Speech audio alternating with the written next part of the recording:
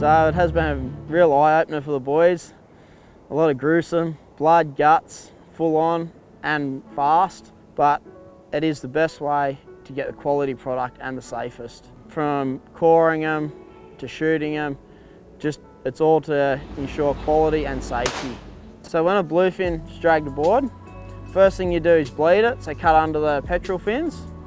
Second thing is you core it, or Icky Jimmy brain spike, which is in top of the head, kills it.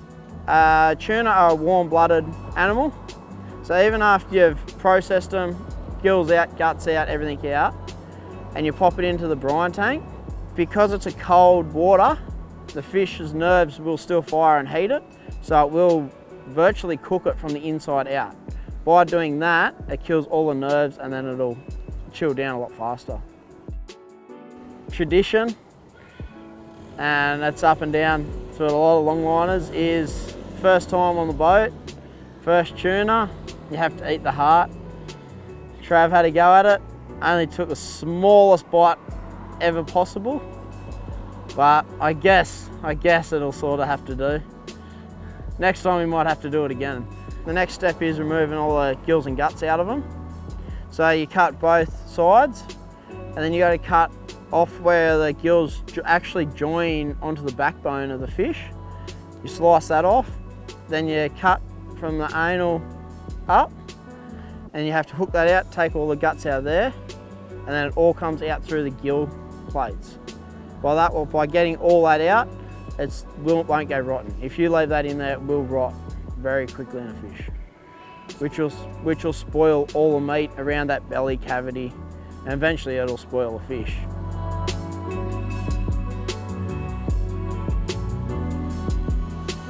The spoon, we use a spoon a lot to get all the blood out, because once again, it'll go off in the brine water a lot faster, which will then leach into the meat, and once again, can put an odour into the meat and it can send the meat off. By flushing, you're just removing any excess blood, anything that's left behind, little bits of guts, and there's also slime inside the gut cavity, which it'll wash out, just to make sure it's perfect, clean, and to get that quality of, and by doing all this, you make their shelf life a lot longer on the fish too. Probably the biggest misconception is one that we want to rape the oceans, which there's no advantage in it for us. Being third generation, I want to pass it on. So we want to be as sustainable as possible. The other thing is that we don't care about bycatch and that, which is totally incorrect. We've got 24-hour surveillance on us. All that goes back to the government. All our logbooks get sent back to the government every day. And I've got 3 different types of trackers on us at all times.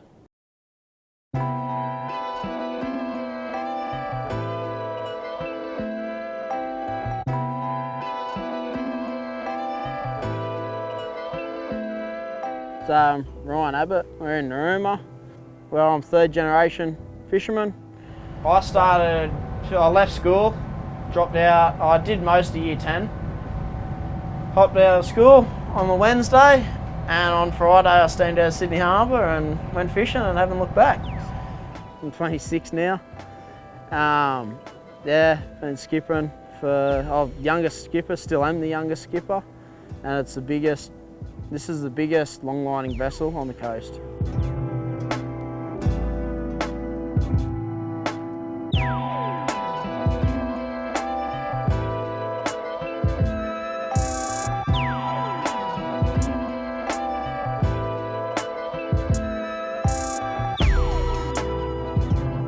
Yeah, it's a customised fish killing machine. We're aboard the fishing vessel D&D. D&D comes from my grandfather and grandmother, Des and Dot. They started fishing out in Narooma in the 70s. They were kingfishing at the island one day, and they got 100 kilo tuna, and it went $100 a kilo. And at that time, that was more than they were getting for anything else. So I said, stuff this, we're going to chase tuna from now on, and that was it. That was the end of the kingfish and into the long line, and started off with 30-foot boats, and yeah, came up to this. Brother and I built this. Yeah, purpose built, tuna boat, custom. We drew the plans, we got the whole lot done ourselves. The boat is a 23 metre by 10.5 metre catamaran. So we got 8,000 of fresh water, 40,000 of fuel. We can hold approximately 50 to 60 tonne of fish. But to be full, we've got a -35 blast freezer for freezing the albacore and other stuff. Ice rooms, bait freezers, refrigerated brine, ice water tanks, ice machines. The boat's designed so you can do sort of 30 days at sea comfortably by yourself. So we'll go down the engine rooms here.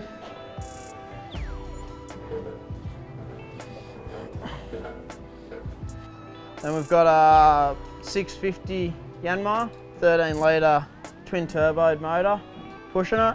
Once again, also great motor, straight six.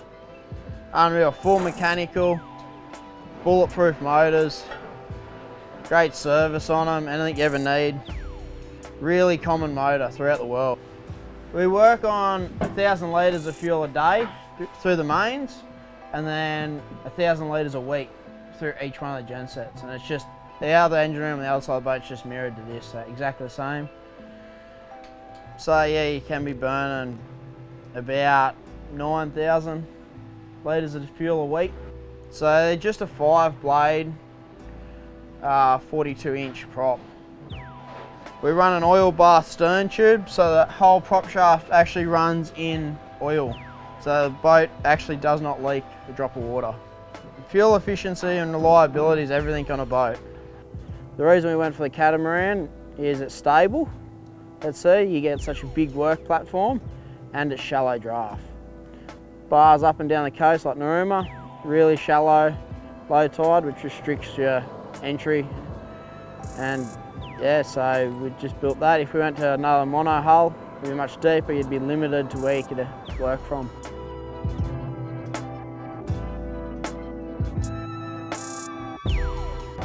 So tonight, we're coming down, tracked out of Narooma, just following the warm water down tonight. We'll find probably another 6 mile down, and then we'll go back up. We'll set the line all the way back up because we know what the temperature is, because we've checked it all the way down. That's a bit of water that we're trying to chase. Should be going a few turns in it, a bit to the northeast, a bit in the northwest. Try and end up in the top corner here, and it should hopefully go back to the northeast again. Hopefully there's a bit of fish on it, chase a bit of swordie and albacore and bluefin. It's a plan. Hot water eddy down the bottom. We're just chasing this little finger of water that's pushing back up. It's an offshoot of it. So yeah, just a bit of cold water eddy up in there that's sucking it all up, and hopefully it's pulled some feed out. So tonight we'll set about 1,200 hooks. Should be about 25 mile a gear. Yeah, hopefully it goes up and out, and we'll let it soak probably about 6 hours before we start winching again. And it'll take us 3-4 hours to set it, and probably about 8 hours to winch it. And just trying to fish a change of light. That seems to be the best normally for bluefin. Most fish will bite better on the change of light or as the moon will set. So we're trying to get all live fish, so we'll winch just after daylight, and just as the moon's setting we'll be winching. So hopefully we can keep all live fish. Our gear will probably fish around that 15 fathom, so 30 metre mark. Chasing your yellowfin stuff, about from 19 to about 22, 23 is my favourite sort of working. Bluefin from 20 down to about 18, 17 and a half. And it's time of year up and down the coast. So winter time, your yellowfin are going to be north, and the bluefin will be south. And then in summertime, the yellowfin will die off up north, and we'll move back south again. Sort of just following that 22 degree water, 20 degree water. This is feed, just up and down, so you wouldn't know. It could be pilchard, squid, just all sorts of feed. Which is, yeah, I'm trying to chase that. Starting to come up as it's starting to get dark. Then up here on the big screen, we've just got these are the cameras, just so I can see what's going on deck, engine rooms at all times. Right here. These cameras here, these are the government cameras which run all the time while we're at sea and get reviewed. Every month we have to send the hard drive in for them to review, cross-check everything, make sure we're behaving. Yeah, it's pretty good.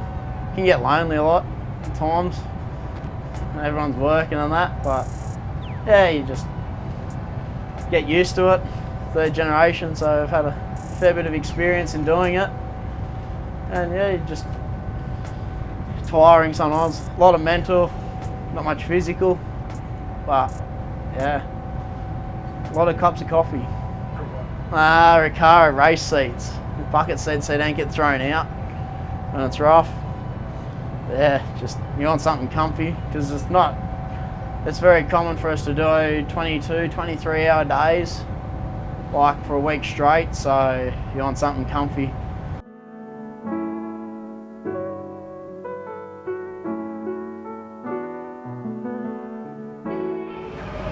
We're currently setting over the stern, but we can set over the side if we have to. Some longliners, our previous boat, we used to set over the side. So there's advantages and disadvantages. One of the main disadvantages is when it's rough, it's a lot harder and there's not the protection for the buoys.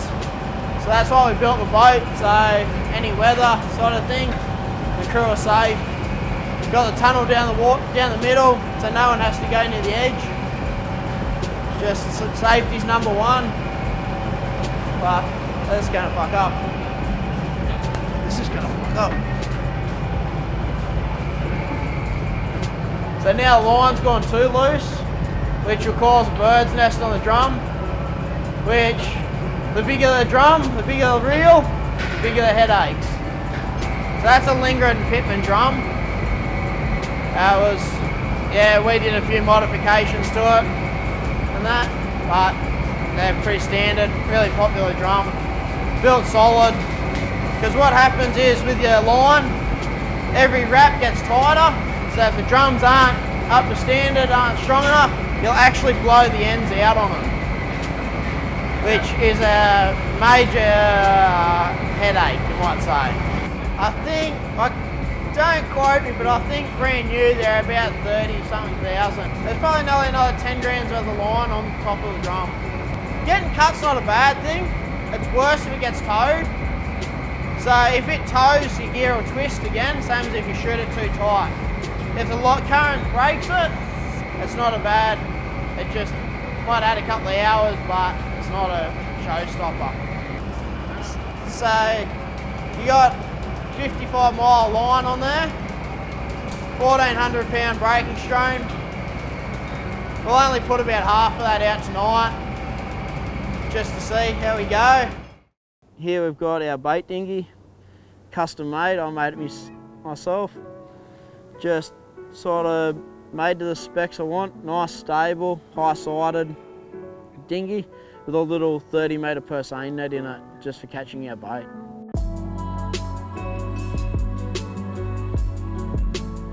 My favourite fish would be swordfish. Fun to catch, good to eat. Yeah, just real impressive sort of fish. So when you land them, you got to be super careful with them because they're such a powerful animal and they got the razor sharp bill.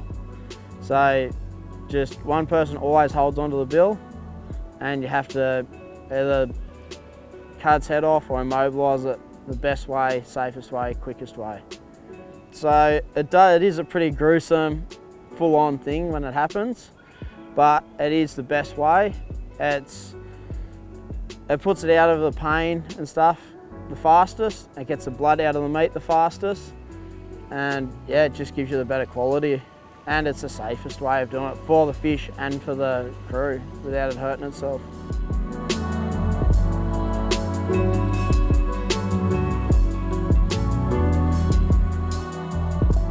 Here we've got a swordfish bill. Off a swordfish we got a previous trip. As you can see, he's been fighting, and you can start to see it start to regrow. So they break these off all the time, and they would just regrow. This fish was about 100 and, I think he went about 130 without head and guts, so you're looking at about 170 kilo. So you got to be super careful when you handle these. The power they have is immense. Like, they will break bones with no trouble at all. Also, they will cut you. They can be razor sharp. Many a crew have been injured and seriously injured by swordfish. So previous trip, twitch, one of our deckhands, had a close encounter, very close encounter with a swordfish. Just went straight up, flicked up, went straight through the oil skins, which they are like super strength, you know, reinforced, best quality you can, and it just cuts it like a razor. Tore everything, had a little scratch, but very close. Another centimetre, we're in serious trouble. We really try and minimise all our bycatch because there's no point in us putting the effort into catching it, dealing with it. So our bycatch, the main ones we do get is the sunfish, the blue shark and the thrasher shark. So everything's pulled up. We try and retrieve as much line off the fish as possible because there's no advantage in me leaving it on him. We pull it up, cut it off as close as we can and release it alive back in. If we could avoid it, we will, to the point as in if you do one day and there's too much bycatch there, we will move away from it. The hooks, they are a stainless hook, but they will corrode out within 3 months.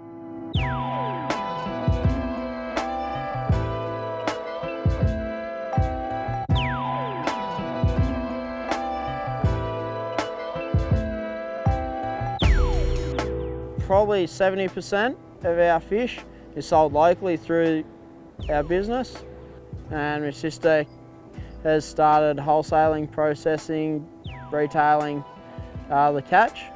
The other 30% would go export either Japan or America. I think everybody's intrigued about it because it is so different and it is so unseen because we're out of sight, and it's just something you don't see every day, is fish of that size being unloaded or where it comes from. If you eat wild fish, there's no hormones, there's no preservatives, it's all natural, all healthy and won't hurt you. I love it. One, it's a challenge. The challenge to catch, challenge to produce, and just a lifestyle. Like, you're away from everybody. It's hard with the family, but at least not dealing with the rat race. It's an adventure. You never know what the next day is going to hold, whether it's going to be nice and flat, or it's going to be rough, whether you're going to have fish. And yeah, it's just every day is different, and yeah, who knows what's going to happen. I've never really had anything else. I've always gone fishing since I was 5 years old, so this is what we know. Plus we get to carry on the family. There's no substitute really for the hard work. Like, you're going to have those bad days, but you just keep going and it will pay off in the end. You gotta have a good partner to do this game because you're away from home so much. They have to be pretty patient and understanding. I think I've been together with my partner for 2 weeks. I've been together with her for 2 weeks, and I said, "Oh, that's all right. I'll be back in 5 days. That's all." It was 5 weeks later by the time I got home. So I guess that's when I knew that she was going to stick around.